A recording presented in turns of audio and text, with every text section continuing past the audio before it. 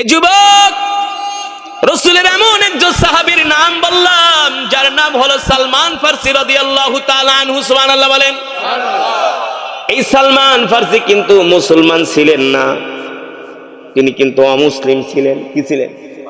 তিনি কিন্তু কাফের ছিলেন, অমুসলিম ছিলেন। এই সালমান ফারসির বয়স হয়েছিল 250 বছর। কত বছর? 250 বছর বয়স পাইছে এই সাহাবী, 250 বছর। তিনি 3টা ধর্ম পালন করছে 150 বছর। কয়শো বছর?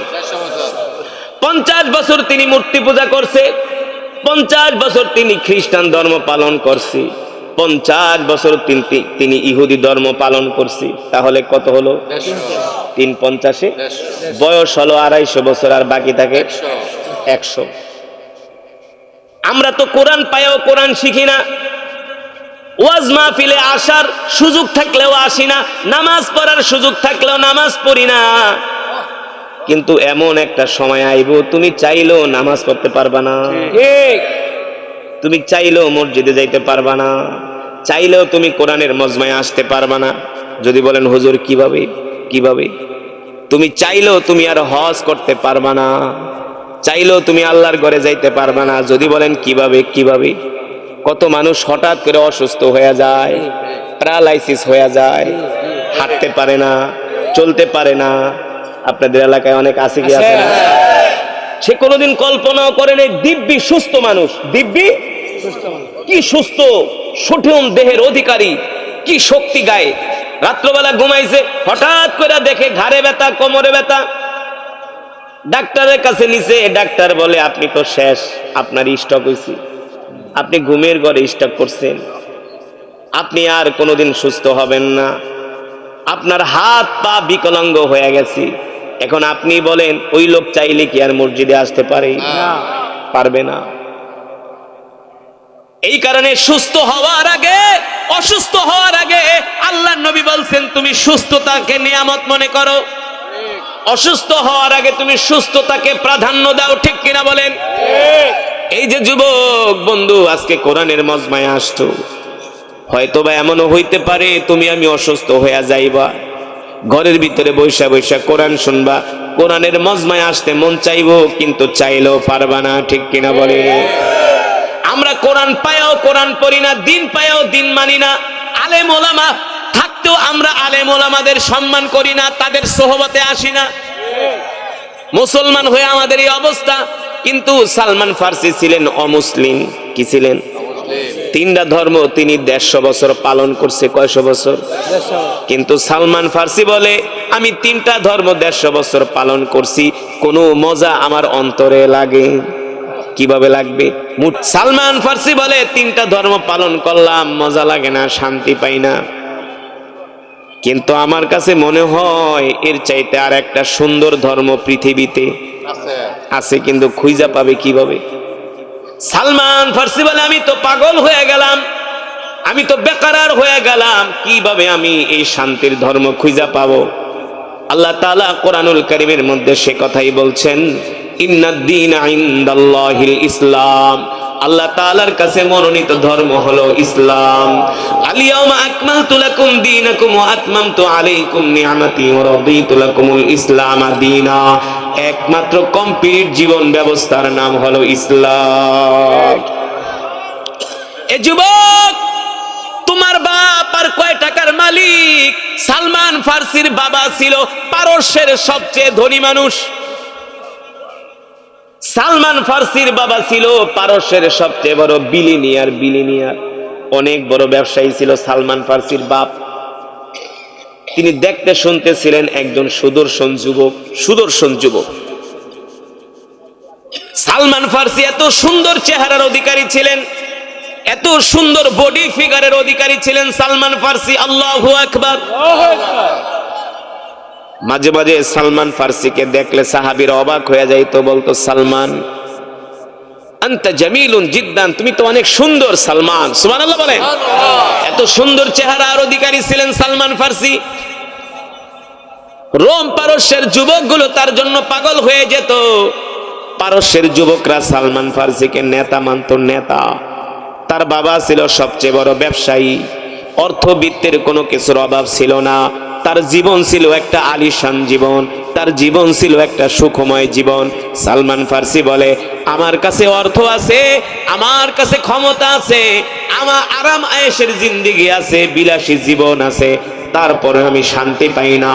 আমার কাছে মনে হয় পৃথিবীতে এর চাইতো আর একটা শান্তির ধর্ম আছে।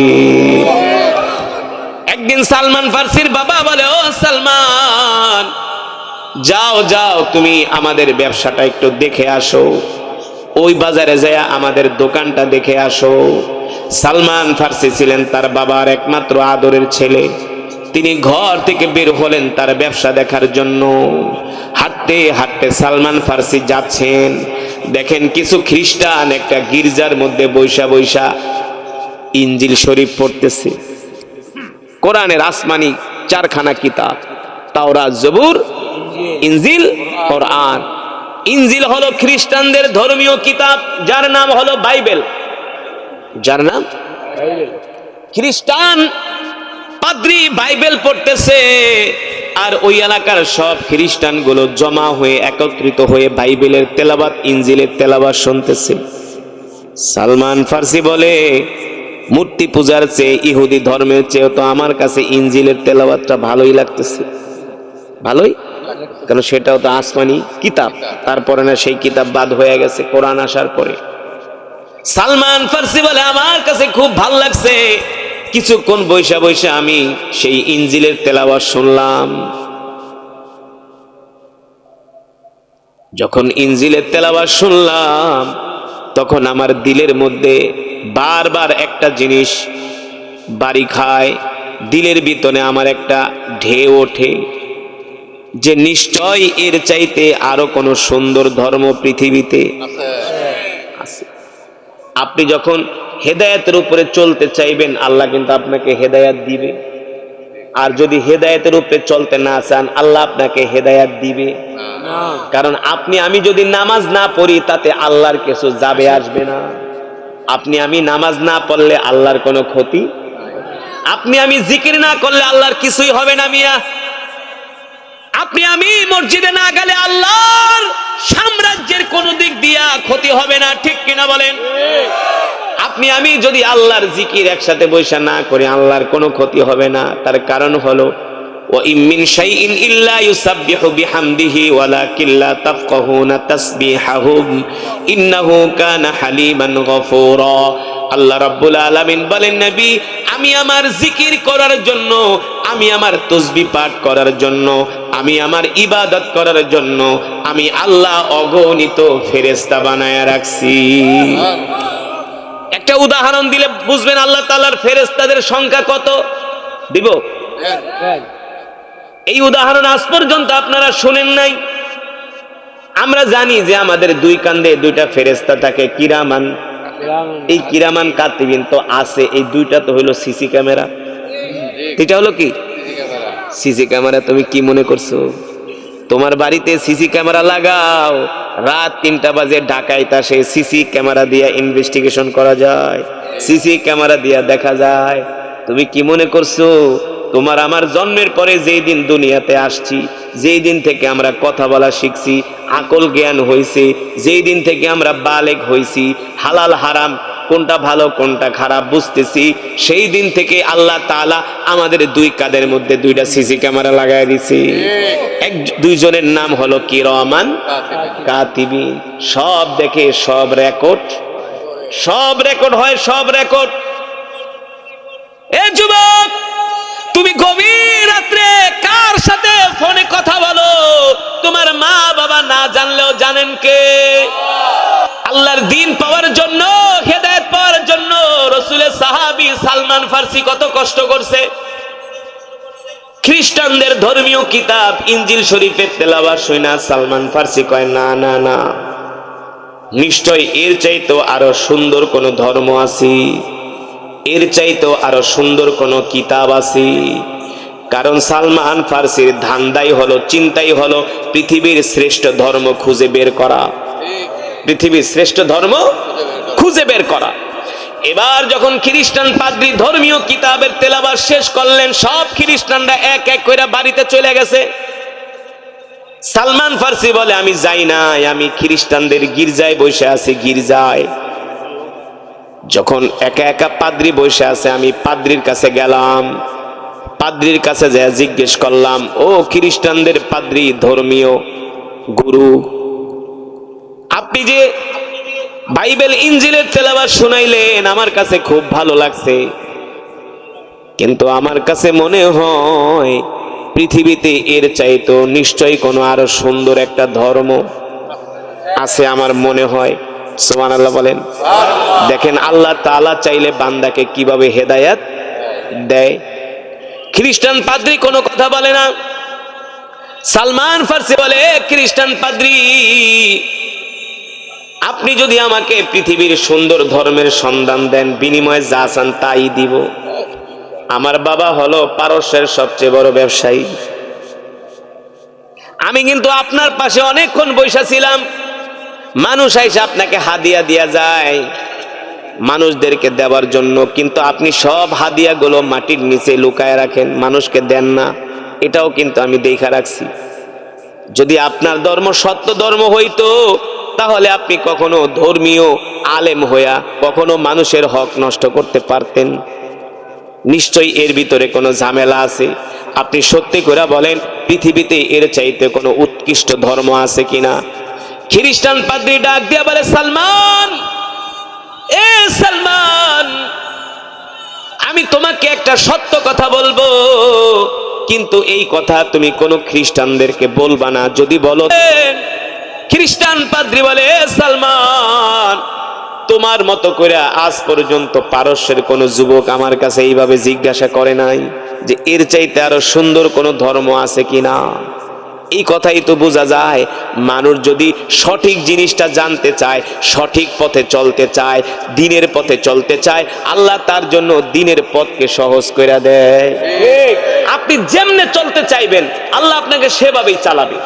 আপনি যদি চান আমি 5 ওয়াক্ত নামাজ পড়ুন, দেখবেন আল্লাহ আপনার জন্য 5 ওয়াক্ত নামাজ পড়ার একটা রাস্তা বের করে দিব, সুযোগ বের করে দিব। আর যদি কোন না, জোহরের নামাজের আজান দিছে, নামাজটা আর আধা ঘন্টা পরে পড়ি, কাজটা শেষ করি। আবার কবেন না, 2:30 বাজে, আর আধা ঘন্টা পরেই পড়ি। আবার কবেন 3টা বাজে, তো ওক্ত তো শুনছি আরো 10 মিনিট বেশি থাকে, তাহলে আর 10 মিনিট পরে পড়ি। এইভাবে করতে করতে দেখবেন 3টা 10 20 বাজে গেছে। এখন শয়তানকে বহন দরকার নেই, একবারে আসরের লাগে পড়িস, একবারে আবার আসরের সময় নামাজের টাইম হয়ে গেছে। কবেন দৌড়, আমার এখন গুলিস্তান যাইতে হইব। তাইলে একটা কাজ করি, একটু বাসে উঠা ওই গুলিস্তান যাই একবারে জোহর আর আসর একসাথে পড়ি। আবার জোহর আসর একসাথে পড়তে যাবেন, দৌড় আধা ঘন্টা পর মাগরিব হইব, তো তাইলে 3 ওয়াক্ত একসাথেই পড়ি। দেখবেন এমনি এমনি কি গেছে, আপনি আর পড়ার সুযোগ। পরে কবেন দা, জোহর গেল, আসর গেল, মাগরিব গেল, তাইলে একটা কাজ করি, গুলিস্তান থেকে কাজ কাম সাইরা বাড়িতে যায়, আর রাত 12টার পরে একবারে 5 ওয়াক্ত সব একসাথে পড়ব। 5 ওয়াক্ত সব পরে ঠিকই আপনি গুলিস্তানতে আইছেন, আয়া এখন নামাজ পড়বেন আপনার মনের ইচ্ছা, কিন্তু ভাত খাওয়ার পরে শয়তান এসে শরীর টিপাকে, তুই ঘুমা, তুই ঘুমা। পরে কবেন ঠিক আছে, তাইলে আধা ঘন্টা ঘুমায়া একবারে রাত 1টা বাজে উঠা তাহাজ্জুদ সহ পড়ুন। দেখবেন 5 ওয়াক্ত গেছে, তাহাজ্জুদও গেছে, ফজরও গেছে। কিন্তু আপনি যদি চাইতেন যে না, জোহরের আজান দিছে, কোনো কথা নাই, আগে নামাজ তারপরে অন্য কাজ, আল্লাহ দেখতেন নামাজ পড়ার জন্য আপনার জন্য একটা রাস্তা বের করে দিত। কথা সঠিক নাকি ব্যাঠিক? আমার কথার সাথে আপনারা একমত কি একমত না? এই কারণেই তো মুসলমান, আল্লাহ তাআলা বলে, বান্দা তুমি যদি আমার পথে চলতে চাও, আমি তোমার জন্য আমার পথে চলা তোমার জন্য সহজ করে দিব। সুবহানাল্লাহ বলেন। ওই পাদ্রী বলে, সালমান, আজ পর্যন্ত কোন পারস্যের যুবক এসে আমাকে এইভাবে ধরে নাই যে বলেন বলেন সত্য ধর্ম আছে কিনা, এর চাইতে আরো বড় ভালো ধর্ম আছে কিনা। একমাত্র তুমি যুবক সালমান আমাকে এই প্রশ্ন করলা, যেহেতু আমি আর কিছুদিন পরে মারাই যাব, মারা যাওয়ার আগে একটা ভালো কাজ কইরা যাই, তোমাকে একটা সত্য ধর্মের সন্ধান দিয়া যায়। সালমান ফার্সি বলে, বলেন বলেন, যা চান বিনিময়ে তাই দিব। সুবহানাল্লাহ বলেন। এবার পাদ্রী বলে, সালমান, তুমি যদি সত্য ধর্ম পাইতে চাও, এই সত্য ধর্ম তুমি রোম পারস্যে পাইবা না। এই সত্য ধর্ম পাইতে হইলে তোমাকে যেতে হবে মক্কায়। কোথায় যাইতে হবে? ওই মক্কায় একজন শেষ নবীর আবির্ভাব ঘটবে। এই নবী হবে শেষ নবী, তারপরে আর কোনো নবী আসবে না। আর সেই নবীর নাম হলো আব্দুল্লাহ ইবনে মুহাম্মদ, যার কথা আল্লাহ তাআলা ইনজিল শরীফের মধ্যে ঘোষণা করছি। ওই নবী আসার পরে ঈসা আলাইহিস সালামের ধর্ম বাতিল হয়ে যাবে। ওই নবী আসার পরে ইনজিল কিতাব বাতিল হয়ে যাবে। যেই কিতাব মুহাম্মদ সাল্লাল্লাহু আলাইহি সাল্লামের উপর নাজিল হবে কোরআন, সেই কোরআন তখন মানুষ তেলাওয়াত করবে। আল্লাহু আকবার। তবে সালমান শোনো, এই শেষ জামানায় নিজেকে অনেকেই নবী দাবি করবে। তুমি যে মক্কায় যাইবা, শেষ নবীকে চিনবা, ওই নবীকে চেনারও কিন্তু 3টা আলামত আছে। কারণ শেষ জামানায় নিজেকে অনেকেই নবী দাবি করবে। ওই খ্রিস্টান পাদ্রী বলতেছে সালমান, শেষ জামানায় কিন্তু নিজেকে অনেকেই নবী দাবি করবে, অনেকেই। কিন্তু যিনি সত্য নবী হবে তাকে চিনার 3টা আলামত আছে। কয়টা আলামত? জোরে বলেন কয়টা? 3টা আলামত হলো সালমান তিনি সদকার মাল খাবে না, সদকা খাওয়া নবীদের জন্য হারাম, তিনি হাদিয়া গ্রহণ করবে। আর 3 নম্বরে হলো তার ডান বাহুর মধ্যে একটা গোস্তের টুকরা থাকবে। ওই গোস্তের টুকরার ভিতরে আল্লাহ তাআলা একটা শেষ নবীর সিল, একটা মোহর মেরে দিবে। আল্লাহু আকবার। সালমান তুমি যদি মক্কায় যাও, ওই নবীকে তুমি আগে যায় দেখবা, 3টা জিনিস পরীক্ষা করবা, 3টা জিনিস জাস্টিফাই করবা। যদি 3টা জিনিস যাচাই করবা, যদি এই 3টা জিনিস তার মধ্যে পাও, তাহলে আর দেরি করবা না। তিনি হবেন শেষ নবী, আখিরি নবী, জনাবে মুহাম্মদুর রাসূলুল্লাহ সাল্লাল্লাহু আলাইহি ওয়াসাল্লাম। সালমান, এ সালমান, যদি পারো তাহলে তুমি এখনই পারস্য থেকে মক্কার উদ্দেশ্যে রওনা করো। তিরমিজির বর্ণনায় আসছে লম্বা চূড়া ঘটনা, বিশাল লম্বা ঘটনা। আমি সংক্ষেপে, একেবারে সংক্ষেপে বলছি। সালমান ফার্সি বাড়িতে যায় আর তার মা বাবার কাছ থেকে বিদায় নেয়। মা, আমাকে ক্ষমা করে দাও, আমাকে বিদায় দাও। কেন রে বাবা, তুমি কোথায় যাইবা? বলে আমি আর রোম পারস্যে থাকবো না, আমি মক্কায় চলে যাব। কেন কেন? বলে মক্কায় একজন শেষ নবীর আগমন ঘটছে, যার নাম হবে আব্দুল্লাহ ইবনে মুহাম্মদ। আমি সেই নবীর হাতে হাত রেখে কালেমা পড়ে মুসলমান হয়ে যাব। আল্লাহু আকবার। সালমান ফার্সির মা বলে, বাবারে, তুই এত আরাম আয়েশে এখানে জিন্দেগি কাটাস, তোর বাবার অর্থ সম্পদের অভাব নাই, কত বিলাসী জিন্দেগি, আর তুমি হলা আমাদের একমাত্র সন্তান, আমাদের সাইরা তুমি কিভাবে মক্কায় যাবা? তোমার কি মায়া লাগবে না?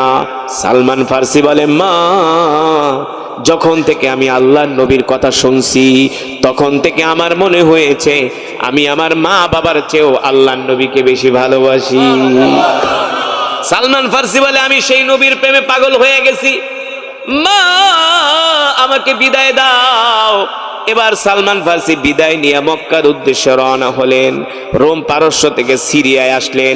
সিরিয়ায় আসার পরে সেখানে একটা ব্যবসায়ী কাফেলার সাথে তিনি মক্কায় আসলেন। ওই ব্যবসায়ী কাফেলার যিনি সর্দার ছিলেন, সালমান ফার্সি অনেক উপটোকন, অনেক উপহার, অনেক দিনার দিরহাম ওই কাফেলার যিনি সর্দার ছিলেন তাকে দিলেন। কিন্তু ওই সর্দার জি ছিলেন কাফেলার, তিনি ছিলেন একজন ইহুদি। সালমান ফার্সিকে ওই রোম পারস্য থেকে সিরিয়া আসার পরে, সিরিয়া থেকে যখন মক্কায় আনলেন, আনার পরে সালমান ফার্সিকে গোলাম হিসাবে একটা বাজারে বিক্রি করে দিলেন। গোলাম হিসাবে বিক্রি করেছে। সালমান ফার্সিকে, আমাকে গোলাম হিসাবে কেন বিক্রি করবা? আমি তো তোমাকে মোটা অঙ্কের গ্রহণ করি। সালমান ফার্সি বলে, আল্লাহর নবীকে আমি খেজুর দিলাম। আল্লাহর নবী ওই খেজুর নিজেও খাইলেন আর সাহাবীদের মাঝে বিলায় দিলেন। সালমান ফার্সি বলে, আমি 2টা প্রমাণ পাইয়া গেছি, এখন বাকি আছে। আল্লাহর নবীর ডান বাহুতে একটা গোস্তের টুকরার ভিতরে আল্লাহ একটা খতমে নবুয়তের সিল মাইরা দিছি। ছোট একটা মোহরে খতমে নবুয়ত একটা গোস্তের টুকরা আছে। কিন্তু আমি ওই গোস্তের টুকরাটা, মোহরে খতমে নবুয়তটা আমি কিভাবে দেখবো? আল্লাহর নবী তো জামা পরা, জামা না খুললে তো দেখতে। সালমান ফার্সি বলে, আমি 1 দিন না, 2 দিন না, 3 দিন না, আল্লাহর নবীর পিছনে শুধু ঘুরতেছি, কোন সময় আল্লাহর নবী ওই জামা মোবারক খুলবে, কোন সময় আমি ওই শেষ পরীক্ষাটা দেখব, খতমে নবুয়তের ওই সিলটা আমি দেখব। সালমান ফার্সি বলে আমি এটা দেখার জন্য আল্লাহর নবীর পিছনে পিছনে ঘুরতেছি। আল্লাহর নবী একটা জানাজায় গেছিলেন, ওই জানাজা থেকে আসতেছে, আমি আল্লাহর নবীর পিছনে পিছনে হাঁটতেছি। হঠাৎ করে আল্লাহর নবী আমাকে ডাক দিছে, তাআলাউ ইয়া শাবাব, এই যুবক এদিকে আয়, এ যুবক এদিকে আসো, তুমি কি আমাকে প্রমাণ করতে চাও আমি শেষ নবী কিনা? সুবহানাল্লাহ বলেন। সালমান ফার্সি বলে আমি যে তাকে খেজুর দিছি কি জন্য পরীক্ষা করি এটা তো আর সে জানে না, এটা তো আমার মনেরটা, কিন্তু আমি যে তাকে প্রমাণ পরীক্ষা করতেছি, জাস্টিফাই করতেছি, যাচাই করতেছি সে শেষ নবী কিনা, কিন্তু সে জানলো কিভাবে? সালমান ফার্সি বলে আমি যে আপনাকে পরীক্ষা করতেছি, যাচাই করতেছি, আপনি কিভাবে জানলেন? আল্লাহর নবী বলে আমি যদি না জানি তাহলে নবী হলাম কিভাবে?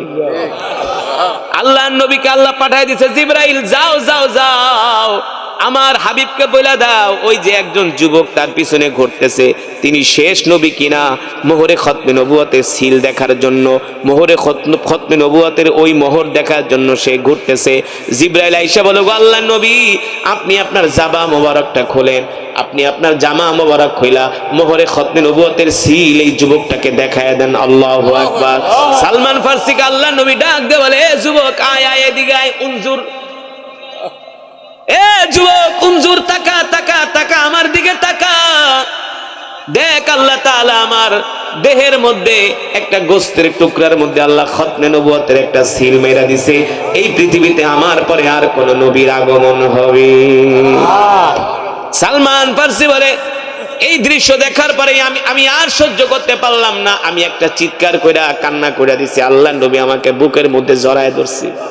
কিন্তু আল্লাহ নবী তো আর জানে না সালমান কোত্থেকে আসছে, কিন্তু সে তো আসছে সেই রোম পারস্য থেকে। এবার সালমান বলে ওগো নবীজি আপনি তো জানেন না আমি মক্কার কোনো মানুষ না, আরবের কোনো মানুষ না। আল্লাহ নবী বলে তাহলে তুমি কোত্থেকে আসছো?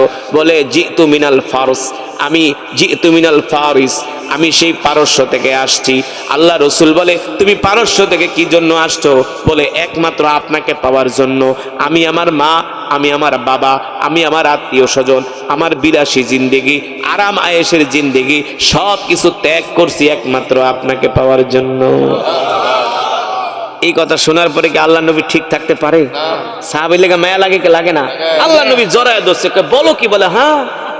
সাহাবীরা বলে সালমান তুমি এত কুরবানি করছো? বলে হ্যাঁ, আল্লাহর নবীকে পাওয়ার জন্য আমি রোম পারস্য থেকে চলে আসছি। সুবহানাল্লাহ বলে। সুবহানাল্লাহ। এবার সালমান ফারসি রাদিয়াল্লাহু তাআলা আনহু আল্লাহ নবীকে বলেন ওগো নবীজি আমাকে কালেমা পড়ায় মুসলমান বানায় দেন। সুবহানাল্লাহ বলে। সালমান ফারসিকে আল্লাহ নবী কালেমা পড়ায় মুসলমান বানায় দিছি। এবার সালমান ফারসি দিনের বেলা কাজ করে, রাত্রে বেলা এসে আল্লাহ নবীর কাছে সময় দেয়। কিছুদিন থাকতে থাকতে সালমান ফারসি বলে ওগো আল্লাহর নবী আপনাকে ছাড়া আমার ভালো লাগে না, আপনার জন্যই যেহেতু আসছি আমাকে আপনার কাছে রাইখা দেন। বলে কিভাবে? বলে ইহুদির কাছ থেকে আপনি আমাকে মুক্ত করে নিয়ে আসেন। এখন ইহুদি তো আর এমনি তাকে মুক্ত করে দিবে না, সে তো বাজার থেকে তাকে টাকা দিয়ে কিনে আনছে। আল্লাহর নবী বলে যাও যাও সালমান ওই ইহুদিকে বলবা ইহুদি কত টাকার বিনিময়ে তোমাকে মুক্ত করবে। সালমান ফারসি যায় বলে ইহুদি রে তোর কাছে আমার থাকতে ভালো লাগে না, আমাকে আমার নবীর কাছে যাইতে দে। ইহুদি বলে তোমাকে কি আমি এত সহজে যাইতে দিব নাকি? গেলে আমার যে অর্থ আছে সেগুলো আমাকে দিয়া দাও। এবার আল্লাহ নবী বলে সালমান কত অর্থ দিতে হবে ইহুদিকে বলো। ইহুদি মনে মনে ভাবে এত সুন্দর গোলাম, এত ভদ্র গোলাম, এত আমানতদার গোলাম আমি আর কোনোদিন পাবো না। এবার ইহুদি জানে আমি জানি মুহাম্মদ আল্লাহর নবী, এতে কোনো সন্দেহ নাই। যেই মুহাম্মাদের আঙ্গুলের ইশারায় চাঁদ দ্বিখণ্ডিত হয়ে যায়, কথা বল, যে মুহাম্মাদের আঙ্গুলের ইশারায় চাঁদ দ্বিখণ্ডিত হয়ে যায়, ইহুদি কয় ওই মুহাম্মদ যদি এই খেজুরের বিচি লাগায় গাছ উঠবেই। কথা বুঝেন নাই? যেই মুহাম্মদের আঙ্গুলের ইশারায় চাঁদ দুই টুকরা হয়ে আসমান থেকে জমিনে পড়ে যায়, ওই মুহাম্মদ যদি ওই হাত দিয়া খেজুরের বিচি লাগায় সাথে সাথে গাছ উঠবেই উঠবে। এখন কি করা যায়, কি করা যায়? ইহুদি একটা কৌশল বের করলো, বলে আমি খেজুরের বিচিগুলো আগুন দিয়া পোড়ায় দিই। পোড়া বিচিতে তো আর গাছ হবে না, হবে? জীবনে হয়েছে? আরে মিয়া ভালো বিচিতে তো গাছ ওঠে, আমার পোড়া বিচি করে থেকে উঠবো। ইহুদি কি করলো? 600 খেজুরের বিচি আগুন দিয়া পোড়ায় ফেলাইছে। এবার তো ইহুদি খুশি, মোহাম্মদ এবার আমার কাছে ধরা। এই খেজুরের বিচিতে গাছ উঠবে না। ইহুদি পুরা খুশিতে আত্মহারা, কে যা তোর নবীকে আসতে কইস মোহাম্মদকে। আল্লাহ নবী আসরের নামাজ পড়া 40 জন সাহাবীর একটা কাফেলা নিয়ে ইহুদির বাড়িতে হাজির। জোরে বলেন সুবহানাল্লাহ। আল্লাহ নবী বলে, সালমান যাও তোমার ইহুদিকে মালিককে ডাকো। এবার ইহুদিকে ডাকা হয়েছে, এই ইহুদি দে খেজুরের বিচি দে। বলে, মোহাম্মদ, ও মোহাম্মদ, আমি যে তোমাকে খেজুরের বিচি দিব, খেজুরের বিচি তো আমি আগুন দিয়া পোড়ায় ফেলাইছি। আমি তো ভুলে খেজুরের বিচি আগুন দিয়া, সে বলে ভুলে খেজুরের বিচি আগুন দিয়া পোড়াইছে। এই কথা শোনার পরে তো সালমান ফার্সি কাঁদতেছে শিশু বাচ্চার মতো। বলে, পোড়া খেজুরের বিচিতে কোনোদিন গাছ উঠবেও না, আর আমি সালমান মুক্ত হতে পারবো না, আল্লাহ নবীর কাছে যাইতে পারবো না। এই কষ্টে সালমান ফার্সি মাটিতে বৈশা বৈশা শিশু মাসুম বাচ্চার মতো কাঁদতেছে। আল্লাহ নবী বলে, সালমান কেঁদো না, কেঁদো না, আসো আসো আসো। ব্যবস্থা করবেন কি? যাও যাও ইহুদির কাছ থেকে বিচিগুলা নিয়ে আসো। সালমান কয়, ইহুদি দে খেজুরের বিচি দে। ইহুদিকে যাও, পোড়া খেজুরের বিচি নিয়ে যদি গাছ উড়াইতে পারো উড়াও, দেখি তোমার নবীর কত ক্ষমতা আছে। আল্লাহু আকবার। সালমান ফার্সিকে আল্লাহর নবী বলে, সালমান চিন্তা করবা না, ভয় পাবা না, টেনশন করবা না। এ সাহাবীরা, তোমাদের কাজ হলো গর্ত করা। কি করা? তোমরা শুধু গর্ত করবা। সালমান, তুমি আমার কাছে একটা একটা কইরা খেজুরের বিচি দিবা, পোড়া বিচি। আর আল্লাহ নবী বলে, আমি হাতে নিয়া এইভাবে খেজুরের বিচিটা ডলা দিব, যেগুলো পড়ছে তো পড়ছে, ওগুলা ঝরে যাবে। যদি একটু খেজুরের বাকি বিচির কোনো অংশ থাকে, সেগুলো আমি আমার থুতু মোবারক দিয়া পরিষ্কার করে জমিনের ভিতরে পুঁতে দিব। জোরে বলেন সুবহানাল্লাহ। আল্লাহু আকবার। রহমতের নবী, বরকতের নবী, যার কথা আল্লাহ তাআলা কোরআনুল কারীমের মধ্যে বলছেন, ওয়ামা আরসালনাকা ইল্লা রাহমাতাল লিল আলামিন। আল্লাহু আকবার। নবী আপনি হলেন রহমত, আপনি হলেন বরকত। আল্লাহু আকবার। আমার নবী এমন বরকতের নবী, যিনি মৃত গাছের নিচে বসলে সেই গাছ জীবিত হয়ে যায়। যেই নবীর থুতু মোবারক তিতা পানির ভিতরে থুতু দিলে সেই পানি মিষ্টি হয়ে যায়। জানেন, নবীজির থুতু মোবারকের বরকতে লবণাক্ত পানি মিষ্টি হয়ে গেছে। সেই কূপের নাম হলো বীর শেফা। ওই কূপটা এখনো আছে বদরের প্রান্তরে। লক্ষ লক্ষ মানুষ ওই কূপ থেকে এখনো পানি নেয়, কিয়ামত পর্যন্ত পানি নিবে। সুবহানাল্লাহ। নবী একটা মৃত গাছের নিচে বসছে, সাথে সাথে গাছ জীবিত হয়ে গেছে। এই গাছটা এখনো জর্দানের সীমান্তবর্তী এলাকায় মরুভূমির মধ্যে আছে। আল্লাহ নবী বলে, এই গাছটা কিয়ামত পর্যন্ত বাইচা থাকবে। এই গাছ হলো সাহাবী গাছ। এবার সালমান ফার্সিকে আল্লাহ নবী বলে, সালমান একটা একটা করে বিচি আমার কাছে দাও। সালমান ফার্সি একটা একটা করে বিচি আল্লাহ নবীর কাছে দিতেছে। আল্লাহ নবী রহমাতুল লিল আলামিন ওই থুতু মোবারক দিয়া বিচি পরিষ্কার করে করে গর্তের ভিতরে দিতেছে। আল্লাহ নবী বলে, সাহাবীরা কেউ পিছনের দিকে তাকাইবে না, সবাই সামনের দিকে তাকাবা। এবার বিচি লাগাতে লাগাতে 600 বিচি লাগাতে লাগাতে জমিনের এক পাশ থেকে আরেক পাশে গেছে। এক পাশ থেকে আরেক পাশে যাওয়ার পরে আল্লাহর পয়গম্বর বলে, সাহাবীরা এবার পিছনের দিকে তাকাও। এই ইহুদি এবার পিছনের দিকে তাকাও। এবার ইহুদি তাকায় দেখে প্রত্যেকটা বিচি থেকে এক একটা কইরা গাছ গজায় গেছে। গাছ। আল্লাহ নবী বলে, এই ইহুদি, এই গাছ থেকে 40 দিন পরে খেজুর হবে। কয়দিন পরে? 40 দিন পরে খেজুর হবে। সেই গাছ থেকে ঠিকই 40 দিন পরে খেজুর হওয়া শুরু করছে। গাছ তো উঠে গেছে সাথে সাথে। সুবহানাল্লাহ বলেন। 40 দিন পরে খেজুরও ধরছে। এই খেজুরের নাম কি জানেন? মাশাআল্লাহ। খেজুরের নাম কি? আজওয়া খেজুর। কি খেজুর? আজওয়া খেজুর। এই কারণে দেখবেন আজওয়া খেজুরটার কালার হলো ছাই কালার। হ্যাঁ, ওই যে খেজুরের বিচি আগুন দিয়ে পড়ছে। আল্লাহ তাআলা বলে, নবী আপনার মুজিজা, আপনার বরকত কিয়ামত পর্যন্ত এই খেজুর এমনি হবে। সুবহানাল্লাহ। আমি আল্লাহ এইভাবেই গাছ থেকে এইভাবেই কালো খেজুর বের করব। সুবহানাল্লাহ বলেন। হাদিস শরীফে আসছে, কেউ যদি প্রতিদিন সকালে 7টা কইরা 21 দিন আজওয়া খেজুর খেতে পারে, পৃথিবীর কোনো জাদু টোনা বান, কোনো কুফরি কোনো কাজ করবে না। সব আজোয়া খেজুরের বরকতে পানি হয়ে যাবে। তার শরীরে যদি বড় কোনো রোগও থাকে, এই রোগ যদি আল্লাহ ভালো করতে চায়, এই খেজুরের উসিলা আল্লাহ ভালো করে দিবে। এত বরকতি খেজুর, সুবহানাল্লাহ বলেন। 600 খেজুরের বিচি উঠছে, আর সালমান ফার্সি আল্লাহ নবীকে এবার চলো আমার সাথে, এবার চলো। ওই সালমান ফার্সি 250 বছর বয়স পাইছে। কতশো বছর?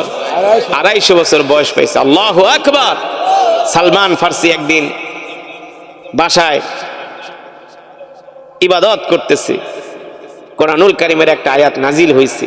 মানে আমার বয়ানের মূল পয়েন্ট যেটা, ইন্নাকা লা তাহদি মান আহবাবতা ওয়ালাকিন্নাল্লাহা ইয়াহদি মান ইয়াশা ওয়া হুয়া আলামু বিল মুহতাদিন। আল্লাহ তাআলা বলেন, নবী, হেদায়েতের মালিক আমি আল্লাহ। আমি আল্লাহ যাকে ইচ্ছা হেদায়েত দান করি, যাকে ইচ্ছা আমি গোমরার পথে নিয়ে যাই। পৃথিবীর কোন মানুষকে হেদায়েত দিতে পারে না, ঠিক কিনা বলেন?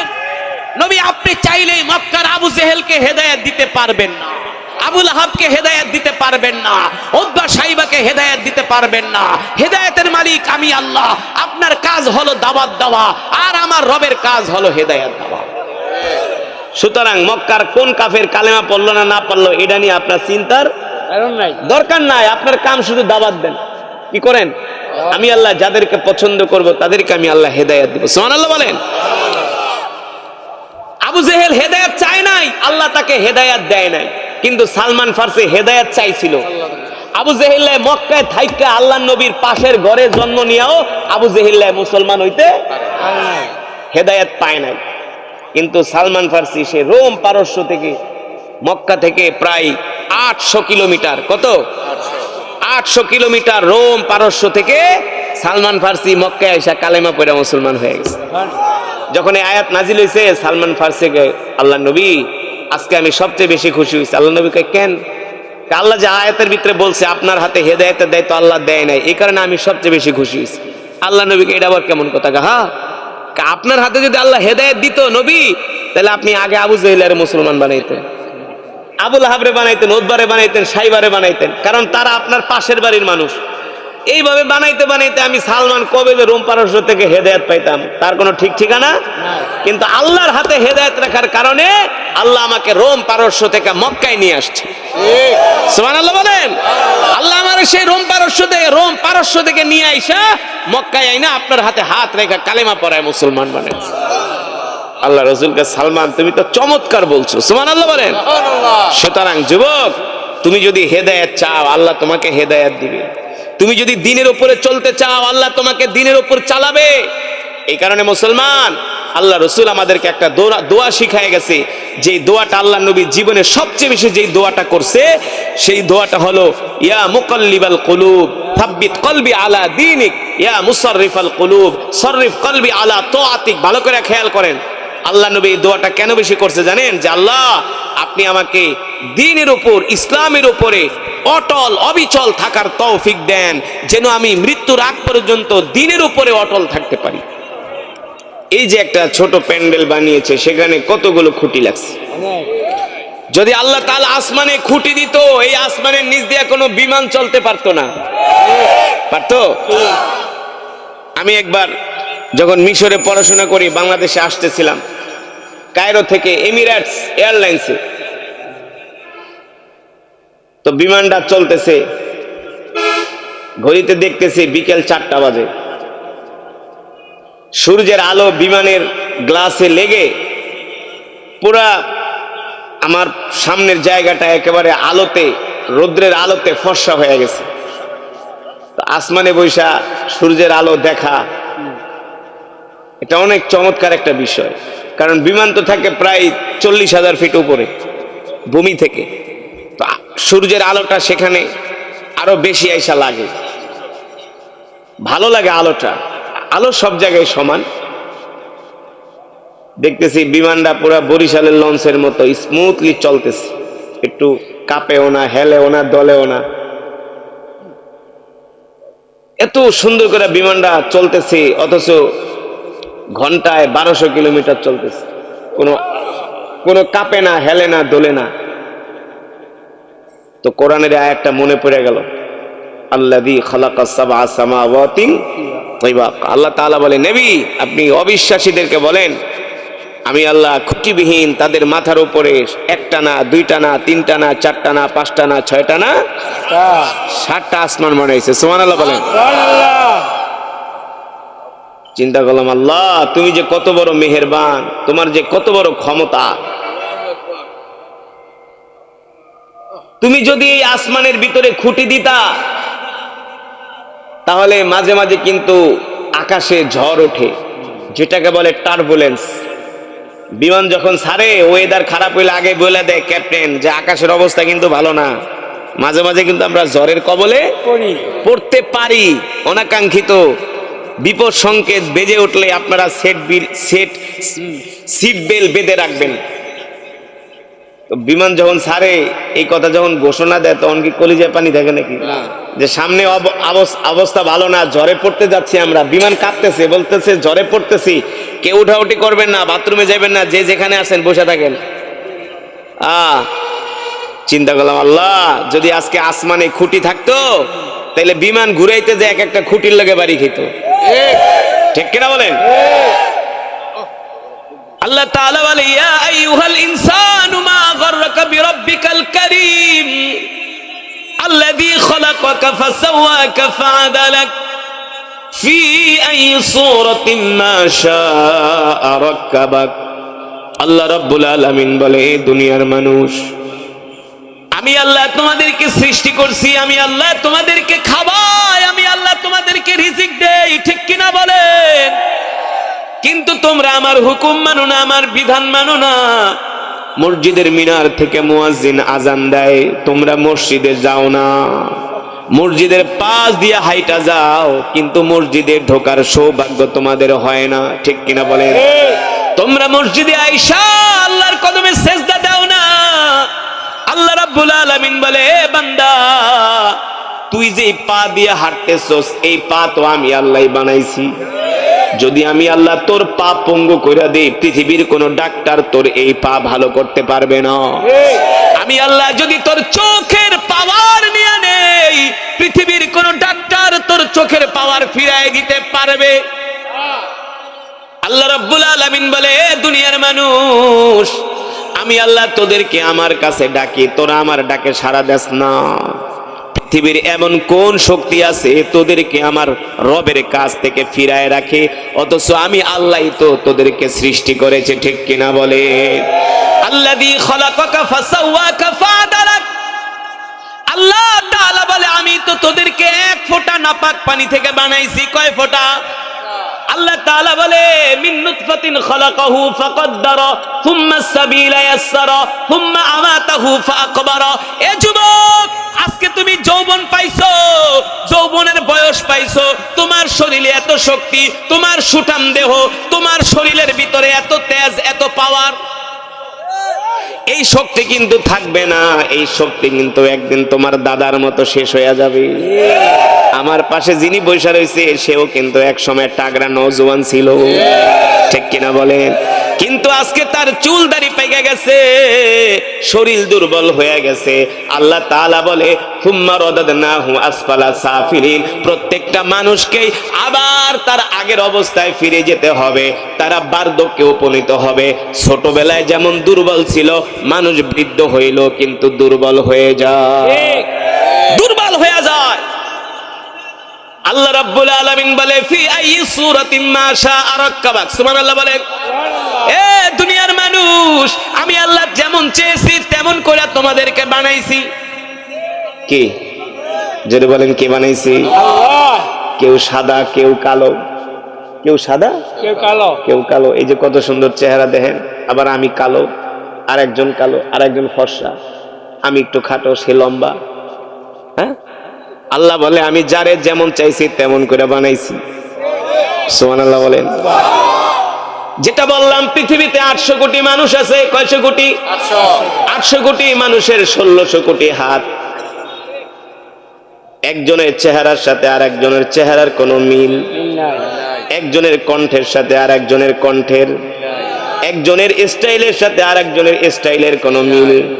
বলে, এই লোকটাকে আমার বাবার মতো দেখা যায়, ভালো করে তাকায় বলে, আমার বাবার মতো দেখা যায় একটু একটু, কিন্তু আমার বাবা তো তার মতো হাঁটতো না, অন্যভাবে হাঁটতো। আমার বাবা তো তার মতো কথা বলতো না, অন্যভাবে কথা বলতো। ঠিক কিনা বলেন? শুধু এখানেই না, পৃথিবীর বিজ্ঞানীরা অবাক হয়ে যায় মানব দেহ নিয়ে রিসার্চ করলে, গবেষণা করলে। এই যে 1600 কোটি হাত, 800 কোটি মানুষের, একজনের হাতের ছাপের সাথে আরেকজনের হাতের ছাপের কোনো মিল নাই।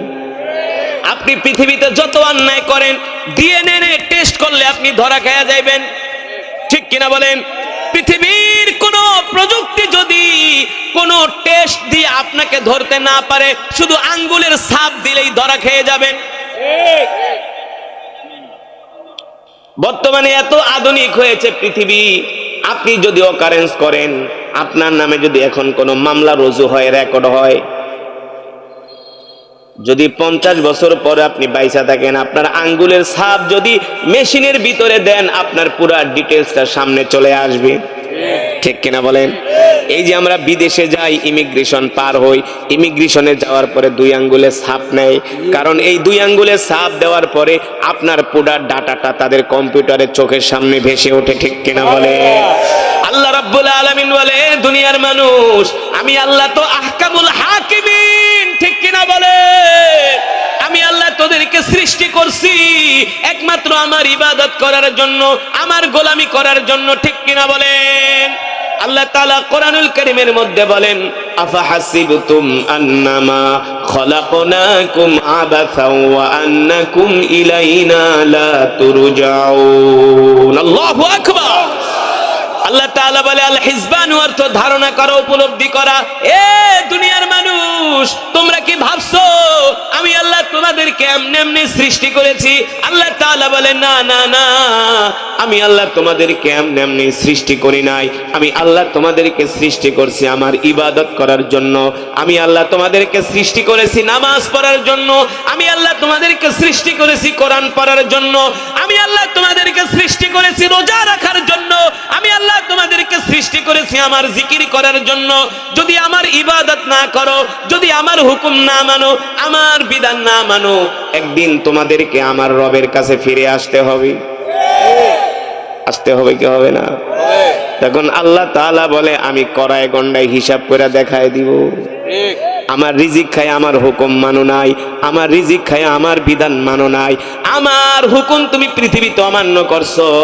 যেই দিন বান্দা তুমি আমার কাছে আসবা, যেই দিন ধরা খায়া যাইবা, পৃথিবীর কোন শক্তি তোমাদেরকে বাঁচাতে পারবে না। ঠিক কিনা বলে? এই কারণেই তো আল্লাহর নবীর সাহাবীরা সব সময় ভয়ে থরথর করে কাঁপতেন। আমাদের মতো তো আর সাহাবীরা নাফরমান ছিলেন না। তারা সব সময় মৃত্যুর চিন্তা করতেন, দুনিয়া বিমুখ থাকতেন। ঠিক কিনা বলেন? সব ভিডিও সহ আল্লাহ তাআলা সেই দিন বান্দার হাতে দিব, আর বলবো, এবার বল বল বল বল, এই অপরাধ তুই করছিলি কিনা? তখন আঙ্গুল কামড়াইবো, আঙ্গুল আর কপাল থাবড়াবে। আল্লাহ তাআলা বলে, আজকে আর আঙ্গুল কামড়ায় কপাল থাবড়ায় লাভ নাই, সময় শেষ। ঠিক কিনা বলে? এই কারণে বললাম, আপনি আমি যদি দ্বীনের উপর চলতে চাই, হেদায়েত পাইতে চাই, আল্লাহ আমাদেরকে হেদায়েত দিবে, আর হেদায়েত না চাইলে আল্লাহ হেদায়েত দিবে। যেটা বলছিলাম, আল্লাহ তাআলা তার এত বেশি ফেরেশতা আছে, এত মিলিয়ন মিলিয়ন ট্রিলিয়ন ট্রিলিয়ন ফেরেশতা আছে, যেটা আমরা কোনোদিন কল্পনাও করি না। মিনাল ফজর ইলাল মাগরিব, যখন ফজর হয়, ফজরের সময় আল্লাহ তাআলা এক একজন বান্দার জন্য 70,000 ফেরেশতা জমিনে পাঠায়। কয় হাজার? এক এক বান্দার জন্য 70,000 ফেরেশতা আল্লাহ জমিনে পাঠায়। এই ফেরেশতারা এসে কি করে? তারা পৃথিবীতে একদিনই আসতে পারে, আর তারা শিডিউল পায় না, কারণ এত ফেরেশতা। এই 70,000 ফেরেশতা পৃথিবীতে একদিনই আসে ডিউটি করার জন্য, দ্বিতীয় দিন আর সে শিডিউল পায় না। মাগরিবের সময় আবার 70,000 ফেরেশতা, আমার জন্য 70,000, আপনার জন্য 70,000, তার জন্য 70,000। তো 70,000 ফেরেশতা যে আল্লাহ পাঠাইছে, যখন মাগরিবের সময় হয়, ফজরের সময় যে 70,000 ফেরেশতা আসে, জিবরাইল আইসা বলে, এবার চলে যাও আসমানে, তোমার ডিউটি শেষ। আর কোনোদিন তুমি পৃথিবীতে আসবা না, তোমার আর ডিউটি নাই। এই একদিনের জন্য আল্লাহ তোমার ডিউটি দিয়ে পাঠাইছে। যখন 70,000 এক একজন মানুষের জন্য 70,000 ফেরেশতা আসমানে যায়, তখন আল্লাহ জিজ্ঞেস করে, ফেরেশতা ইয়া আইয়ুহাল মালাইকা, এ ফেরেশতা শোন, তুই যে জমিনে গেছস, বল বল আমার অমক বান্দা কামাল উদ্দিন কি করছে, আমার অমক বান্দা জামাল উদ্দিন কি করছে, আমার অমক বান্দা আব্দুর রহমান কি করছে। তখন ফেরেশতারা বলে, আল্লাহ আমি ফজরের সময় যখনই দুনিয়াতে গেছি, যে দেখি আপনার বান্দা মসজিদে ফজরের নামাজ পড়তেছি, বৈশা বৈশা জিকির করতেছে, সুবহানাল্লাহ, আলহামদুলিল্লাহ, লা ইলাহা ইল্লাল্লাহু আল্লাহু আকবার। আল্লাহ আমি আপনার বান্দাকে জিকির করতে দেখছি, আমি আল্লাহ আপনার বান্দাকে কোরআন পড়তে দেখছি, আমি আল্লাহ আপনার বান্দাকে দাওয়াত ও তাবলীগের কাজ করতে দেখছি, আমি আপনার বান্দাদেরকে হালাল ব্যবসা করতে দেখছি। তখন আল্লাহ তাআলা ডাক দিয়া বলে, এ ফেরেশতা, তুই যেহেতু আমার বান্দাকে নেক কাজের মধ্যে দেখছস, তোর কাজ হলো তোরা 70,000 ফেরেশতা কিয়ামত পর্যন্ত আমার বান্দার জন্য মাগফিরাতের দোয়া করতে থাকবি। 70,000 ফেরেশতা। আমরা যখন ভালো কাজ করি, এই যে আপনারা এখন বয়ান শুনতে আসছেন, মাগরিবের পরে আমাদের জন্য আল্লাহ 70,000 ফেরেশতা এক একজনের জন্য পাঠাইছে। এই ফেরেশতারা যে আবার রিপোর্ট দিবে, আল্লাহ আপনার এই বান্দাদেরকে দেখছি, আপনার বান্দারা একসাথে বসে বসে কোরআন শুনতেছে। সুবহানাল্লাহ বলেন। এই যুবক ভালো করে বুঝবা, কোন মেয়ে যদি তোমাকে ফোন করে, মেয়ের কণ্ঠের আওয়াজ পাইলে তোমার ভিতরে একটা ভালোবাসার ঢেউ শুরু হয়ে যায়। কথা কন। মেয়ে যদি কয় তুমি আমার জন্য কি করতে পারবা, কয় তুই চাইলে আমি 20 নন্দী ফেরিঘাটে যাই মেঘনায় জাপ দিতে পারো। কি কয় না, আর কি করতে পারবা, কয় তোর লেগে আঙ্গুল কাটুম, বুক কাটুম, সিনা কাটুম, কলিজা কাটুম। কয় কাইটা দেখাও, আসলে কিন্তু কাইটা ফেলায়। ঠিক কিনা বলেন?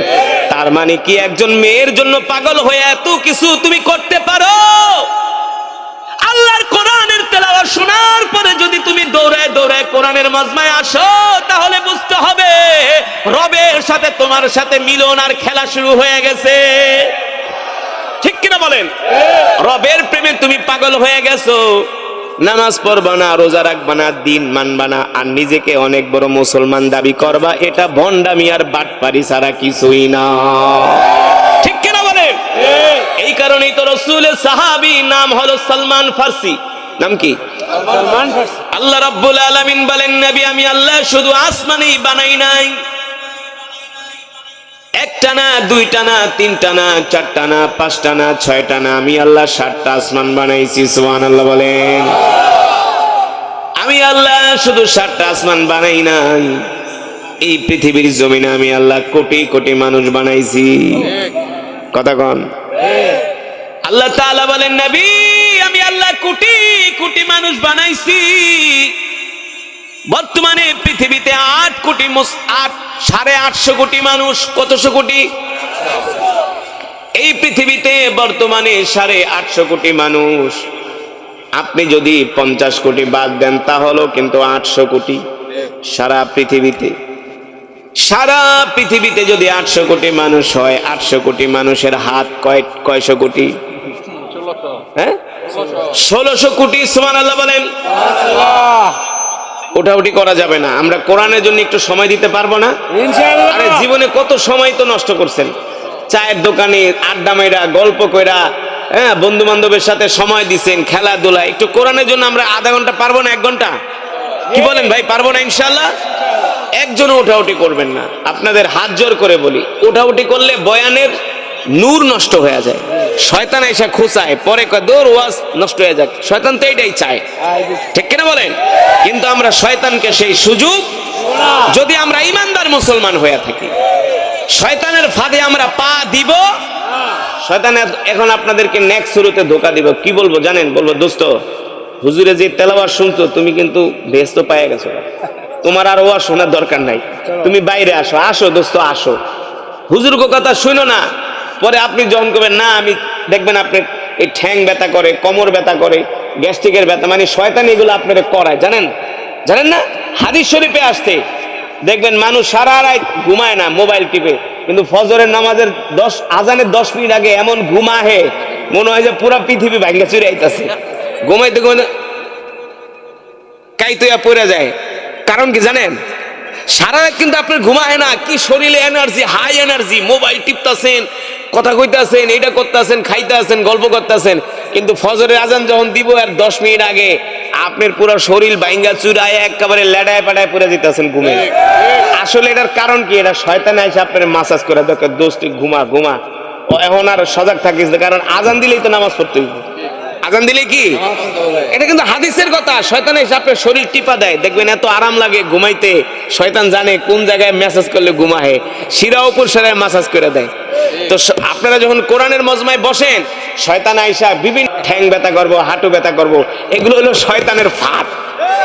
শয়তানরে আজকে সুযোগ দেওয়া যাবে, রাজি আছেন? ইনশাআল্লাহ। আল্লাহু আকবার। মুসলমান, যেটা বলছিলাম, সুদর্শন চেহারার অধিকারী, দেখতে শুনতে একেবারে প্রিন্সের মতো, দেখলেই বোঝা যায় কোনো উঁচু ঘরের সন্তান।